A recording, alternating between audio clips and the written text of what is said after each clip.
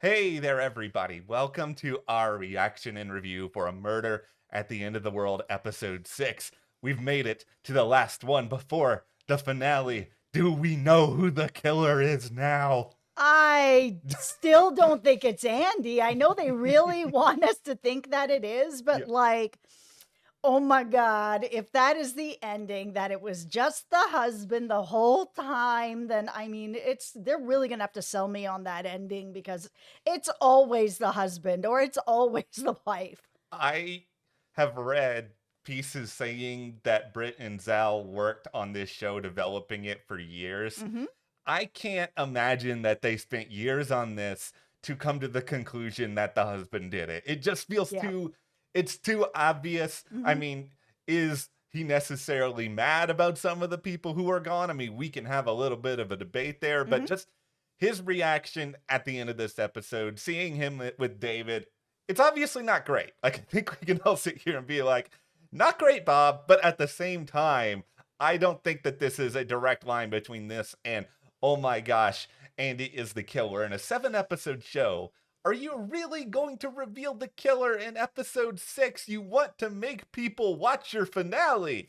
Listen, I would still watch this finale. I mean, like the journey has been really good on this show, but also if the killer is Andy and he is standing at that door and you are in that room and you know everything, how do you escape this place? Because legit, the only option is Rohan's boat and nobody knows if they can even get it or not. Like, you want to watch that chase across the snowy plains to get to that boat and be like, "Oh my god, they gonna make it? I don't know." This may be the most intense travel related episode I have seen since the finale of Hijack. And with that in mind, I'm really excited for where the finale is going. I think Yeah. we're probably still set for a lot of fireworks. Mhm. Rest assured, we have theories as to what's really going on here. Absolutely. So make sure you hit that subscribe button. We are here every week talking about A Murder at the End of the World. We're also covering Fargo and Yes. Beacon 23. There's lots of good stuff coming up next year as well. So hit that subscribe button. It really helps us here at the channel and supports us. So we would really appreciate it. Also, if you guys want to support us further, join our Patreon for weekly live streams about A Murder at the End of the World. You Yep. better believe that in between this episode and the finale, there is so much that we're going to have to say. There's so much in this video, but that is just an extension, a way to bring it to another Mhm. level. And thank you to all our patrons. We really appreciate your support. Okay, so how did Darby get out of this pool? Because let me tell you, when Yep. I saw that cliffhanger last week, it's been rolling around in my head. I'm like, they got to make this count. It can't just be like she got really lucky or she found a little hole or she was able to like pound her way out with her fists. It had to really be believable. Mhm. And I feel like they sold it. I mean, the idea was Lee's the person who sent the Morse code to meet Darby at the pool and that they were going to share information. And, why David was calling Bill's room, who the teacups were all for. There's going to be a whole bunch of information that was going to be shared. So Yeah. Lee saw what had happened after it was hacked. We don't Yeah. know. Could be Yeah. hacked, could not be. Was hacked and the pool lid closed over her. She went and got David. David came and hacked through that with like an axe or something and got her out. That is the ultimate way to hack through anything. You just bring and my axe, and then you use that. Listen. It was good to see David in a little bit of a different light. He has Mhm. just been jerky McJerkface for the majority of this season, and look at you, Raul Esparza. You get your moment in the sun here. Now, of course, everything kind of unravels from here. I think Mhm. it was a good resolution to that cliffhanger. But Yeah. what makes this episode so interesting is how this show is really playing a lot with perspective. Mhm. Last week, we got the whole, oh, this is who Andy Ronson really is. This is where he's coming from. He Mhm. wants to help Darby investigate all of this. He wants to find the killer too. To then this week, we get really the story of Lee Anderson and Mhm. what she's doing, why certain people are at this retreat. And all of a sudden, this is turning into this story about how Lee wants to take Zoomer and have the two of them get out of this situation because Andy is an absolutely terrible person who's doing horrible things to her and is making Zoomer stay there, and she sees no other way but to try to escape by any means possible.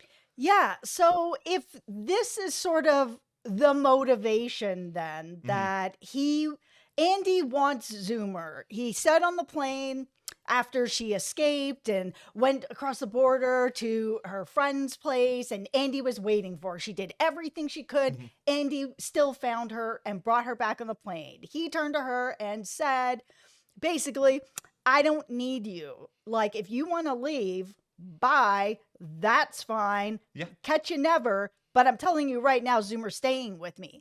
And so if that's the case, she feels like, okay, well, then I guess I have to stay until I can find another way out with Zoomer. And then we get to this retreat where it's like, okay, Andy already knew that he was not Zoomer's biological father. He was like, someone else provided the hardware, but I gave the software. I was like, oh, it's so Okay. cute. But okay. Yeah.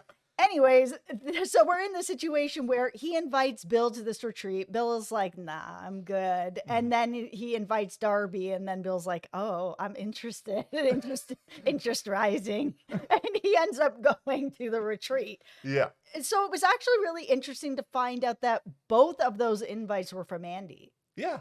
I didn't expect that. I thought it was maybe going to be one person invited one person invited the other. But to see that, okay, Andy has really put up the architecture behind all of this, it does sort of change the perspective. And this was a big question I had, which is that, okay, this is a retreat of the best and brightest minds in the world. And this is no offense to Darby, because I think Darby is an extremely bright person, but she's not a technological innovator. She's a crime solver. So I was just sort of like, why are you sending Darby to this retreat? It doesn't make a lot of sense when it comes to what her skill set is, and then the skill sets that are being asked to deliver things here. I feel like we got an answer to that, and I'm very satisfied with that aspect of things. Where I'm still just like a little bit confused and sort of all over the place here is that, do we take everything that Lee is saying as 100% gospel? Like, for now, I'm inclined to believe her just from the vantage point of, okay, a lot of the information does sort of track based on what we've seen.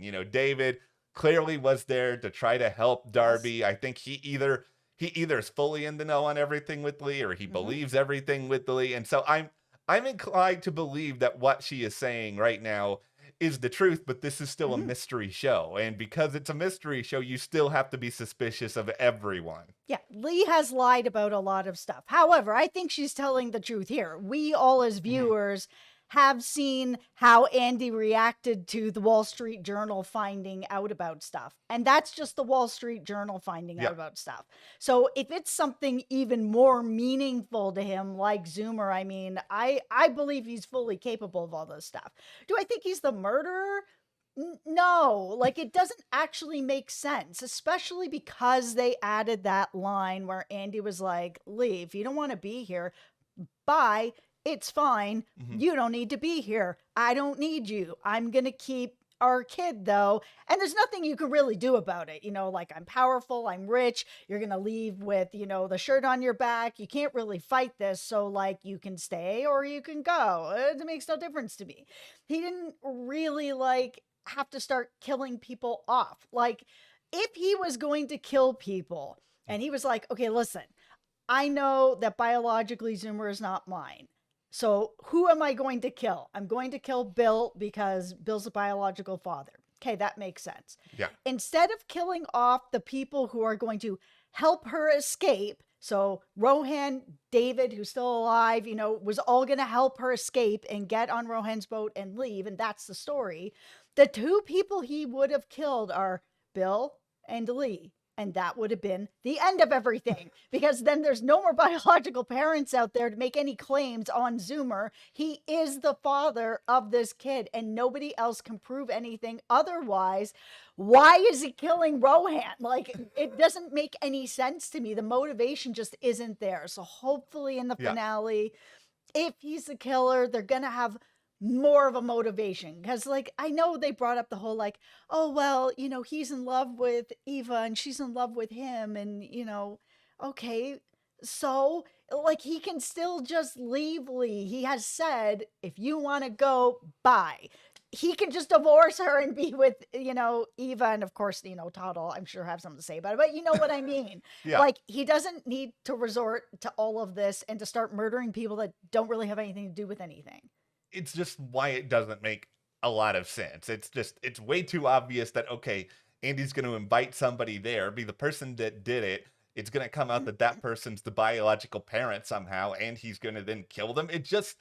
It feels like it would be the first thing that any investigator on the planet would jump to. And as, technologically savvy as Andy is, and he's this pioneer and he's super rich, and yeah, presumably you can buy off law enforcement and all of that, it's still way too big of a stretch, and it's way Yeah. too easy for, I think, a show that intentionally is trying to not be easy, and it's trying to make us think about things. Okay, there were also some interesting things. Everybody put on your tinfoil right, hat all because right. we're getting back into my Zoomer is a half human, half AI robot all right. hybrid. They brought up some interesting stuff from Darby's book Yeah. and that Bill had said. And one of the things he had said is the killer is a result of programming. So, I mean, I know that that's not exactly what he meant when he said it, but we know that pretty much everybody at this conference, retreat is hackers or, technologically inclined to some degree. So are we then kind of looking at Ray? I know a lot of people have thought that Ray is involved in somehow. Like, we know that the first bar that Bill and Darby met at was called Ray's. Ray can't be there for no reason. However, then he also said, about the killer, that's the same code recycled over and over, just in new bodies. Zoomer. So, like, is there tech or AI in Zoomer? And that's where I am sitting when it comes to Bill's door opening and nobody being there. So they had this moment where they were looking at the footage of his doorbell where you see this light, like the door's open, the door's closed, there's nobody there. They assumed that somebody edited themselves out, and that is very possible. There's enough brilliant minds there that could easily do this. Yeah. Or it's Zoomer, because when I really looked at it, it doesn't get if you are really small and you're like, a 5-year-old, it's not going to catch you. Like, you're just going to open the door and you're just going to walk in and it's not going to actually catch you. And I know that there's a lot of people out there, and you guys have left in the comments too, the idea that Zoomer could be the killer, that he doesn't know exactly what's happening. He knows some of what's happening, but if some of it is AI or tech, could he have gone in and not really known what he was doing and went in and, stabbed him with the needle and left and just thought that he was playing doctor? I think it's more than possible. It's an ending that makes a lot more sense for the sort of show that we're getting. That would be shocking. It would be shocking. It would be great. It would fully deliver. And it's because of this, I have to also put the hard hat on top of the tinfoil hat here for a moment, because Okay. for the past few weeks, I've been kind of complaining about the flashbacks on the show. And as much as I love what's going on in the present, I feel very distracted going into the past. And I kept feeling like, okay, it's going to connect to the present. It's going to connect. And it did. But I still don't think it connected in a way that really made me feel like all the time that we've spent there has been worth it. Like, for me, I would have rather just had a singular episode of this show that was just about the past. You consolidate this whole story into that. Maybe it's like episode 4, episode 5, and then you're exclusively in the present for the last couple, because, I mean, Bill even said it, and this is probably the most effective moment that we had in the entire flashback sequence, was Bill sort of saying, Darby, you're looking for meaning in something where there isn't any. And I'm sort of sitting here looking back at it, it's like, yeah, the Silver Doe killer is somebody who I have no relationship about, I don't care about whatsoever. They just, took care of themselves in the end, and then Darby and Bill were able to escape. All right.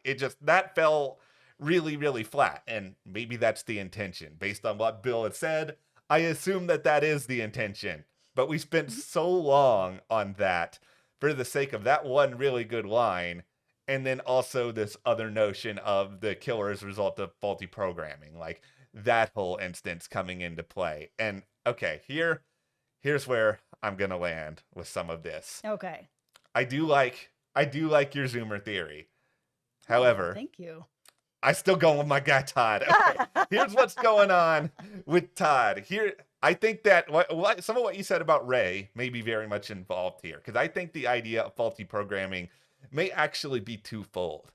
I could see it being a psychological statement, maybe about who Todd is, because the thing I'm hung up Mhm. on is Todd basically saying that he will do whatever he can for the sake of this family. He didn't Mhm. say just Andy. He didn't say just Lee. He said it in a unified sense. So he may be of the belief that he needs to force these two together at all costs, that he thinks this is essential that this Mhm. happens. He doesn't want to kill Lee for that very reason, but he Mhm. wants to get rid of every single person who could help Lee escape or could solve things. Like, I'm fully on board now with the idea that Sean was never meant to die, that this was meant to be Darby and it was the wrong helmet, and that's sort of what had gone on there. Like, I just think that suggests that, okay, Sean's a total red herring. Everybody else was somebody who was impeding the path to success.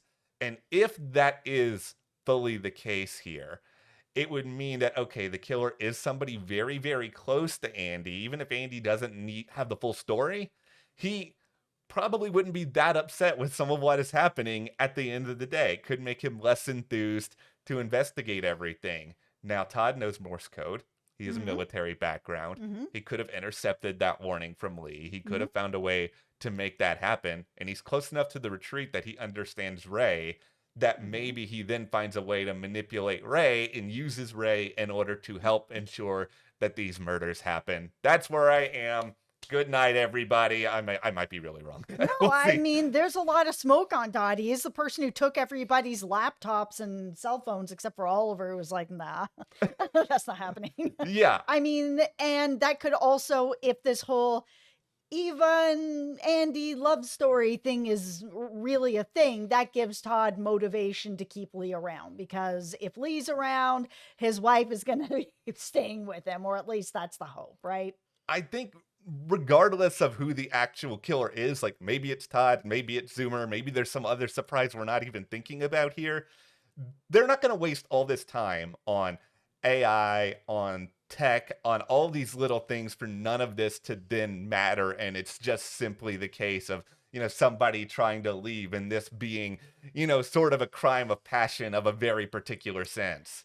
The thing I'm going to end up being mad about, and I do not think that they're going in this kind of a direction. There are some people that have been at this retreat, like Martin, that we have barely seen. Yeah.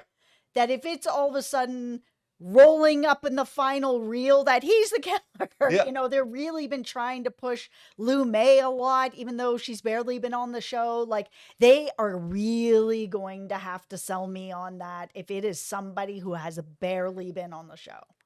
I do think that on some level, Andy must have wanted this retreat to be some sort of a success, because in going back to our discussions about this show in relation to Silo on Mhm. this past episode, if the real goal here is to sort of further the minds of everyone and establish this sustainable future in the case of a climate crisis or whatever else, you actually do need to get some work done on this, Andy. So yeah, Yes.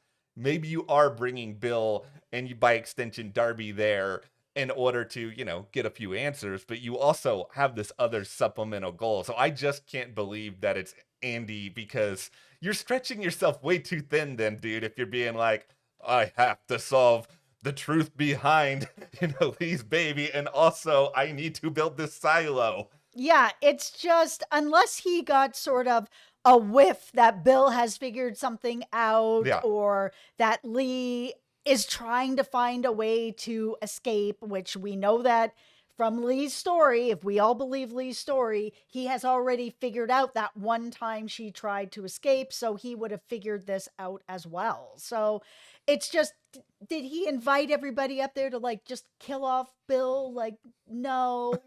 He didn't. Yeah. But, would he have found another way around of stopping Lee from escaping than murder? Yeah. I don't think that he would have killed everybody.